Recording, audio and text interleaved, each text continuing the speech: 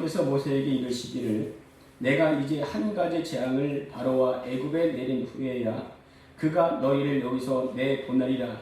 그가 너희를 내보낼 때에는 여기서 반드시 다 쫓아내리니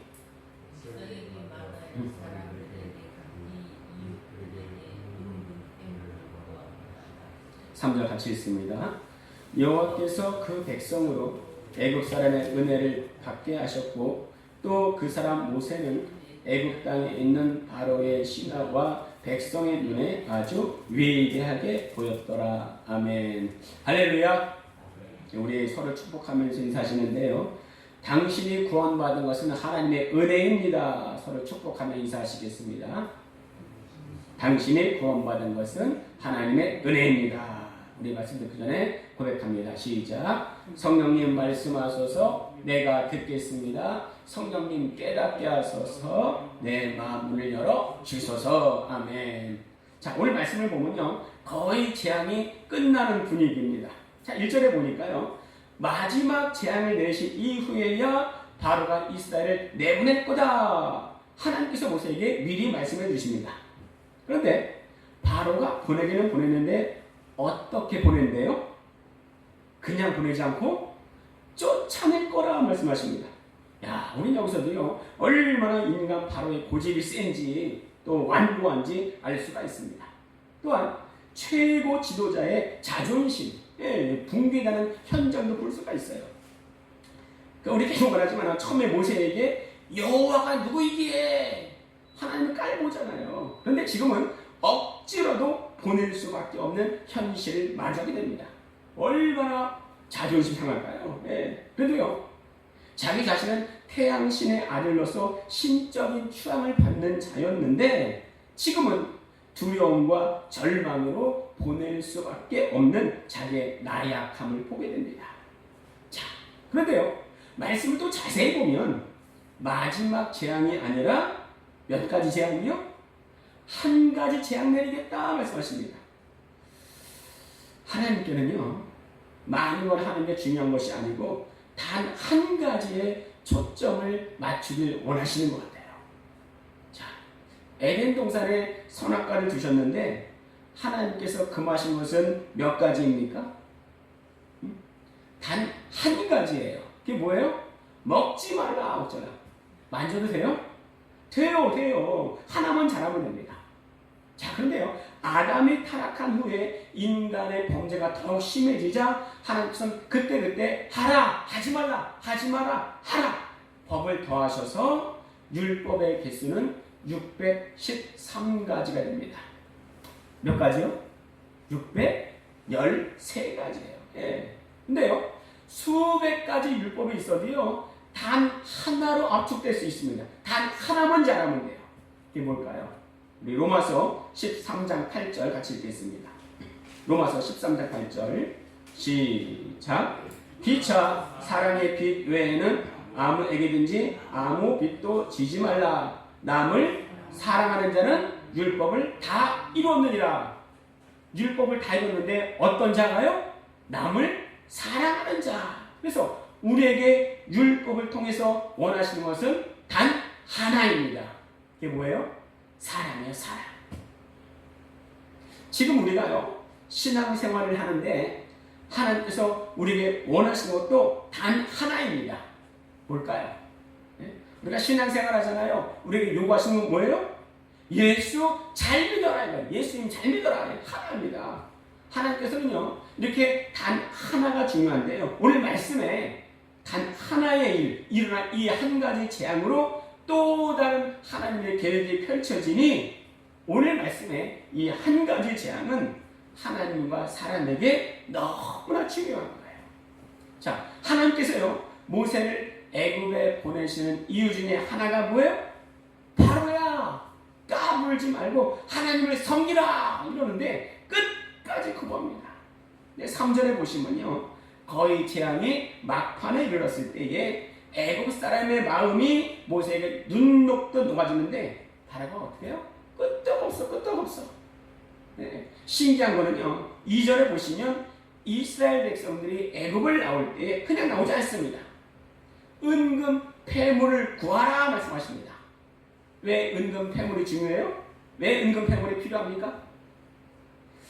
제가 어떤 분한테 들었는데요. 하나님께서 430년 동안 애굽의 노예가 돼서 고생했으니까 한껏 얼굴을 미모를 뽐내고 치장하라고 위로차 주셨다 이러셨는데 아니에요. 그건 아니에요. 계속 말하지만 출애굽기의 맨 마지막 장은 성막 준공인데 성막 준공할 때 필요한 준비물을 예비하라는 거예요. 어디서 예비한 거예요? 애굽에 있는 은금패물. 이것이 출애굽기의 큰 주제라고 여러 번 말씀드렸습니다. 자, 다들 아시겠지만요. 성막으로 들어가는 길은 오직 몇 개예요? 오직 하나예요. 하나님께 이렇게 하나가 중요합니다. 동문으로만 들어갈 수 있어요.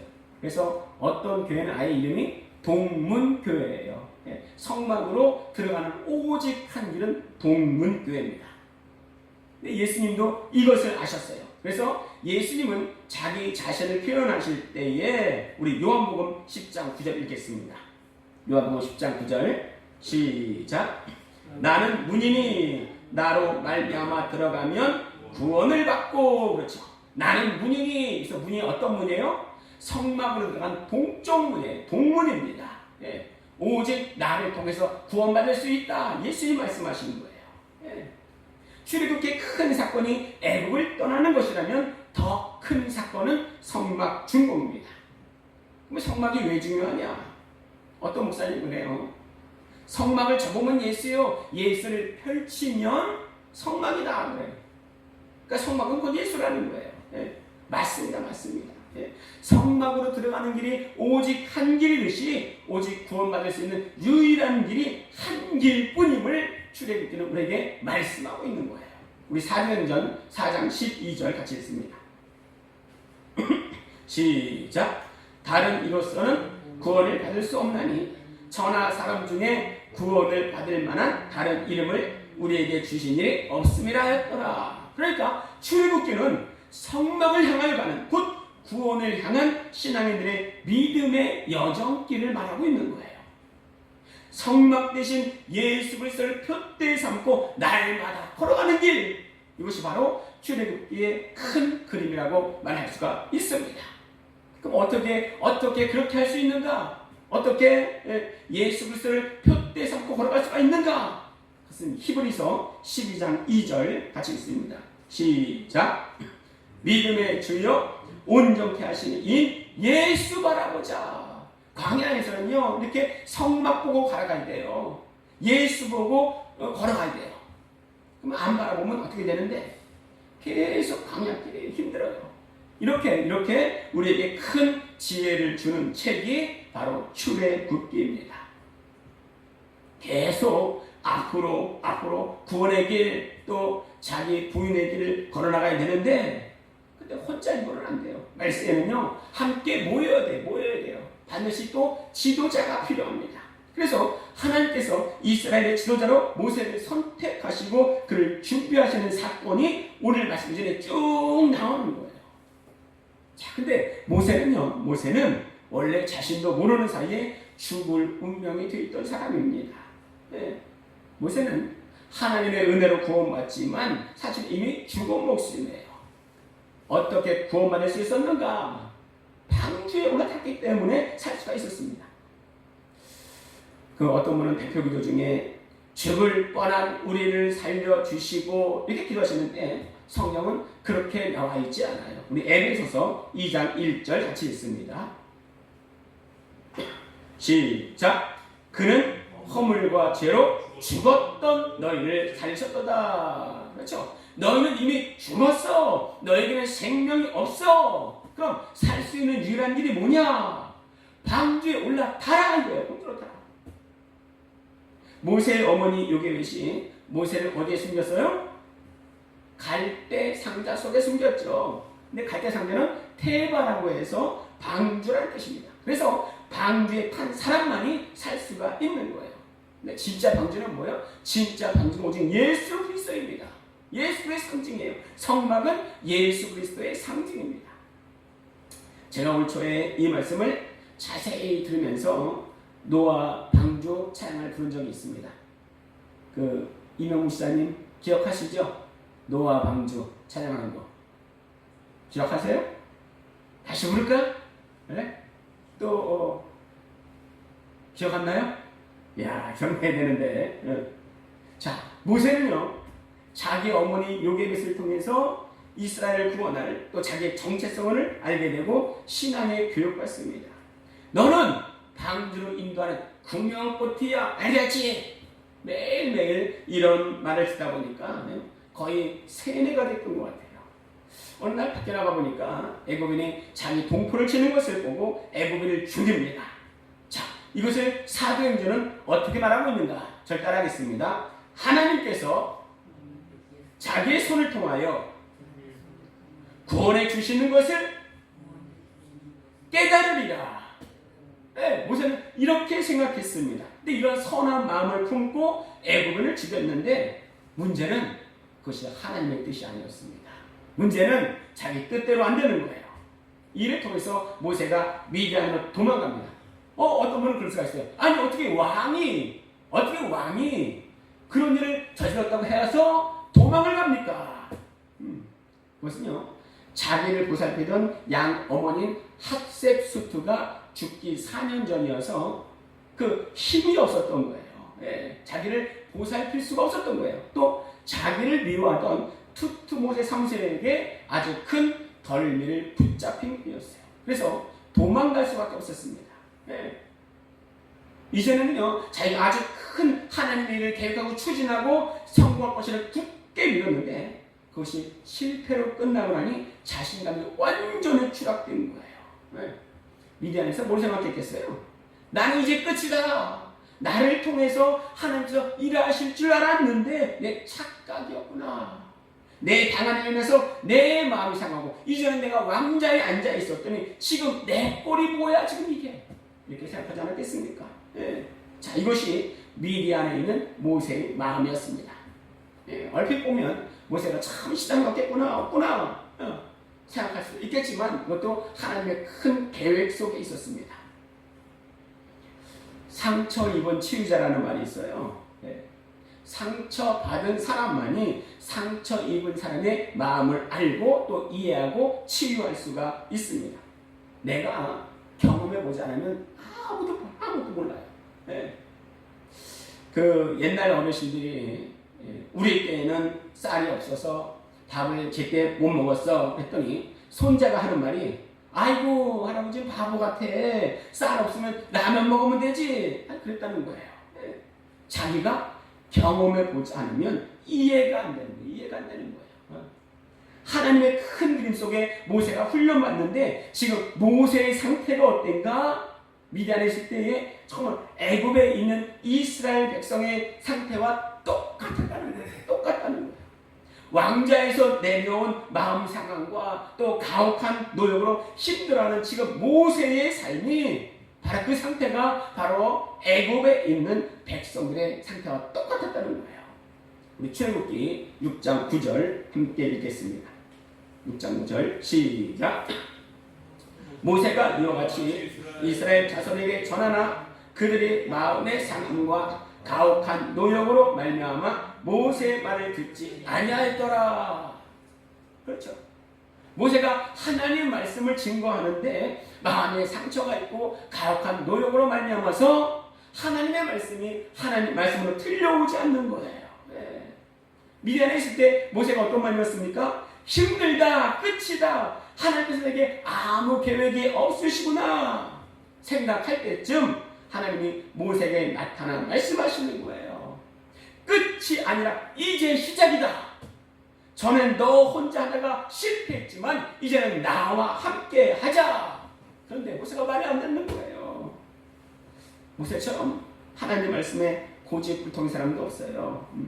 우리 흔히 말하기를 최씨 고집은 못 꼽는다 그러는데 최씨 고집보다 더 센 게 바로 모세의 고집이었던 것 같아요. 그런데요 여러분 말씀을 보면서 가만히 생각해 보세요. 모세 고집이 셉니까? 아니면 내 고집이 셉니까? 우리 이명우 목사님 모세 고집이 세요? 아니면 내 고집이 세요? 네? 이 가려서 지금 안 보이네 지금 고면대가. 네. 얼마나 모세가 고집이 세냐면은 하나님께 몇 번을 거절을 해요? 5번이나 해요. 5번이나. 네. 어떻게 하나님을 처음 거절했는가 한번 자세히 보겠습니다. 한번 따라해 보겠습니다. 내가 누구간데 그런 일을 하겠습니까? 하나님 말씀하시는데 첫 번째 거절한 이유예요. 내가 누구간데 그런 일을 하겠습니까? 겸사는 같지만은 하기 싫다는 거예요. 예전에는 내가 힘이 있었지만 지금은 볼품이 없다는 거예요. 거절하는 모세에게 하나님 어떻게 말씀하십니까? 내가 너와 함께 할게. 근데 이게 모세에게 위로가 안 되는 거예요. 자, 두 번째 변명은 뭐냐? 한번 따라하겠습니다. 그들이 나를 믿지 않을 텐데 누가 보냈다고 할까요? 네. 이에 하나님께서는 아브라함에게도 이삭에게도 또 야곱에게도 전능의 하나님으로 나타났지만 여호와라 계시하지 않았습니다. 그런데 모세에게는 나는 여호와라 스스로 있는 자라 말씀하십니다. 그래도 모세는 듣지 않는 거예요. 고집습니다. 자, 세 번째 또 이유는요. 이스라엘 사람들이 내 말을 듣지 않고 여호와가 내게 나타나지도 않았다라고 할 것입니다. 그러자 이번에는 하나님께서 내 손에 잡고 있는 그 지팡이를 땅에 던지라 하는데 그 지팡이가 뭐가 됐습니까? 뱀이 돼. 자, 모세 내 손을 품속에 집어넣었다가 꺼내라 했더니 어떻게 됩니까? 그것이 나병이 되는 나병이에요. 깜짝 놀랐겠죠? 다시 한번 그것을 품에 집어넣었다가 또 꺼내니 정상이 되었습니다. 네. 이것을 통해서 너와 말하고 있는 내가 바로 능력의 하나님이다 보여주고 계십니다. 그런데 그래도 거절해요. 네 번째 변명은요. 나는 입이 뻣뻣하고 혀가 둔합니다. 그래요. 나는 주인의 기대처럼요. 말을 잘할 줄 몰라요. 그때 하나님께서 어떻게 말씀하십니까? 누가 사람의 입을 지었느냐? 누가 귀머거리나 덩어리나 눈 밝은 자나 소경이 되게 하겠느냐? 말씀하십니다. 이때도 하나님은 내가 함께 할 테니 가라 말씀을 듣고도 믿지 못해요. 꿈쩍도 안 합니다. 다섯 번째 변명은요.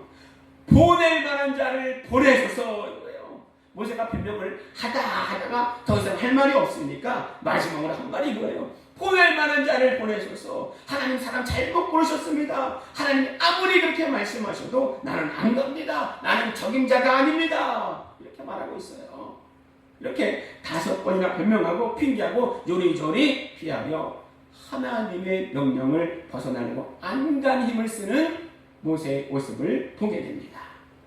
이때 하나님께서 모세에게 내 형 아론이 있으니 그가 내 대언자가 될 것이요 내가 그에게 하나님같이 되리라 말씀하십니다. 세상에 이런 일이 있어요. 하나님은 그렇게 우상을 싫어하시는 분인데 모세가 아론에게 하나님같이 되겠대. 그래서 하나님이 뭐라고 그랬습니까? 엘로힘이에요. 전능한 하나님이에요. 능력의 하나님입니다. 네. 이러니 모세가 은혜를 얼마나 많이 받았어요. 모세가 얼마나 받았어요. 네. 이성호 집사님, 모세가 은혜를 많이 받았습니까? 아니면은 집사님이 은혜를 많이 받았습니까? 누가 먼저 많이 받았어요? 네? 내가. 네. 정말 은혜 받을 사람은요, 내가 더 많이 은혜 받았습니다. 이렇게. 쟤는 엄청 많이 은혜 주셨는데 나는 은혜를 쥐뿔도 안 주셨어요. 이러면요, 하나님이 은혜를 주시려고 해도 안 주실 것 같아요. 네. 누가 더 많이 은혜 받았다고요? 모세보다 내가. 예. 그렇게 억지로 모세가 사명자의 결단을 하고 하나님의 일을 하려는데 도련히 하나님께서 모세를 집요하십니다. 왜? 지난번에 말씀드렸죠. 모세가 지도자로서의 사명을 행하지 못하는 것은 그의 아내의 방해가 있었다 말씀드렸습니다. 모세의 죽을 것 같은 사건으로 인해 하나님은 십보라를 깨닫게 하시려는 하나님의 섭리가 있었고, 모세에게는 완전한 순종 요구하시는 하나님의 인도를 볼 수가 있습니다.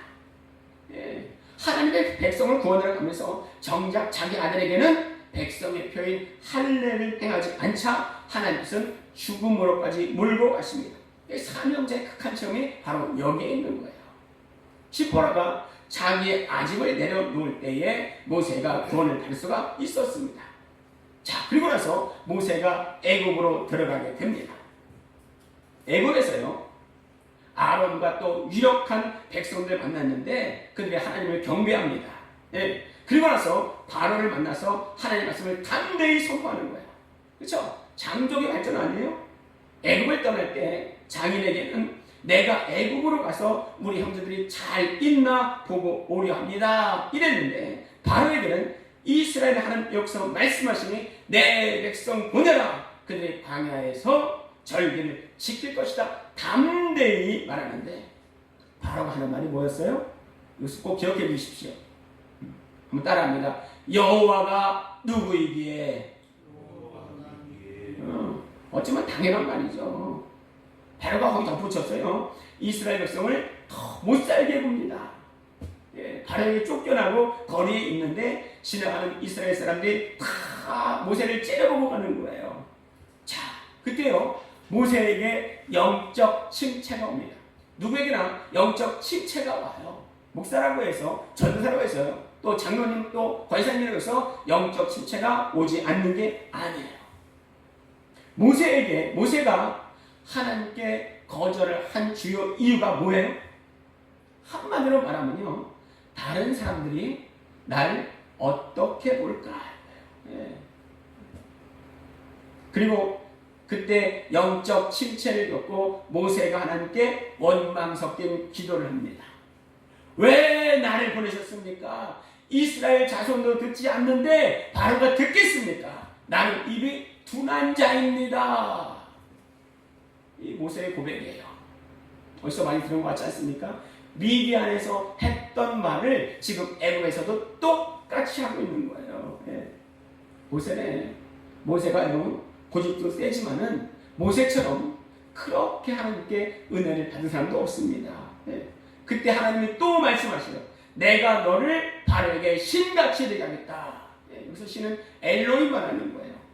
아론에게도 내게 신같이 되게 하겠다고 했는데 바로 앞에서도 너를 신같이 되게 하겠다 말씀하시는 거예요. 그러니까 하나님께서 모세에게 얼마나 큰 은혜를 베푸셨겠습니까? 이런 모세를 보면서 우리는 어떤 고백을 해야 할 것인가? 한번 따라하겠습니다. 내가 더 은혜 받았다. 하나님이 모세를 타이르고 또 타이르고 달래고 얼레서 사역을 하게 하십니다. 또 자세한 것은 올 초에 큰 말씀을 드렸습니다. 그리고 나서 하나님께서 애굽에 10가지 재앙을 내리시죠. 뭐였어요? 비, 개구리, 이, 파리, 그 다음에 가축 죽음, 악성 종기, 그리고 우박, 메뚜기, 그리고 흑암, 그리고 장자의 죽음. 여기에도요, 하나님의 놀라운 섭리가 숨어 있습니다. 재앙이 거듭될수록 바로는 하나님이 여호와 되심을 느낍니다. 바로가 처음 했던 말이 뭐라고요?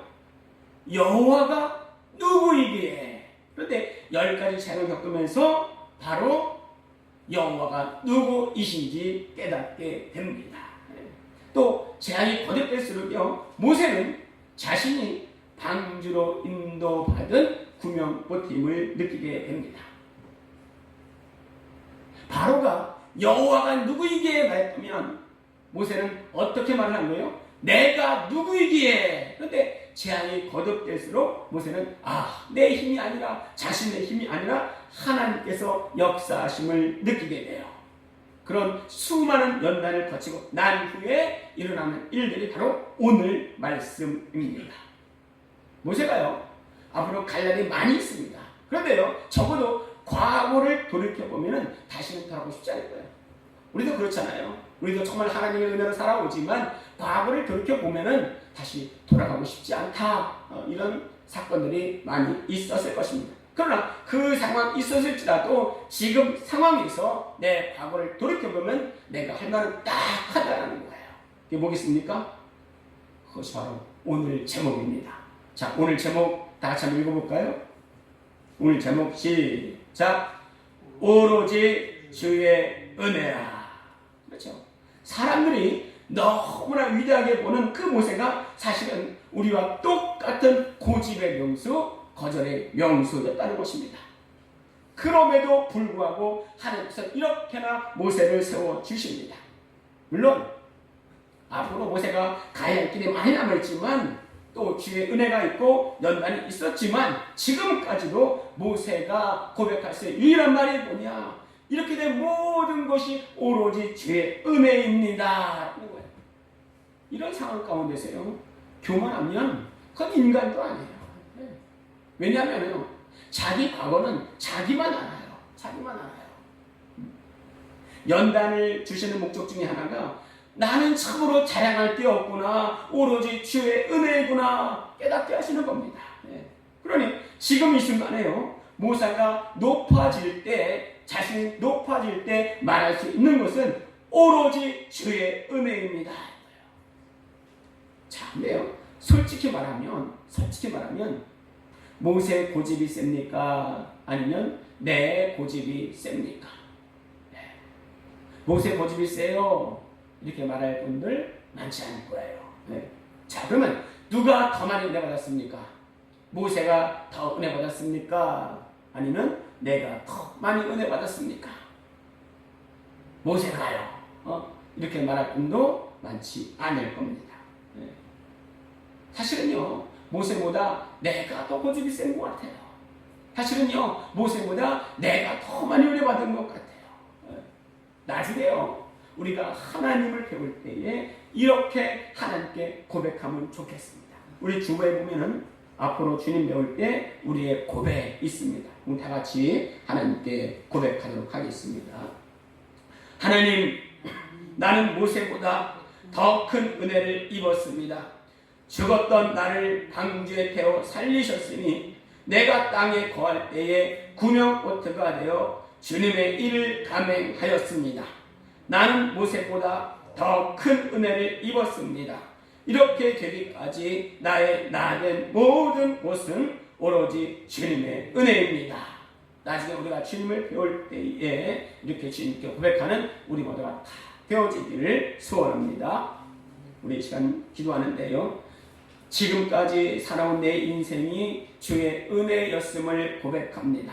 앞으로 내 인생도 주의 사랑과 은혜로 품어 주시옵소서.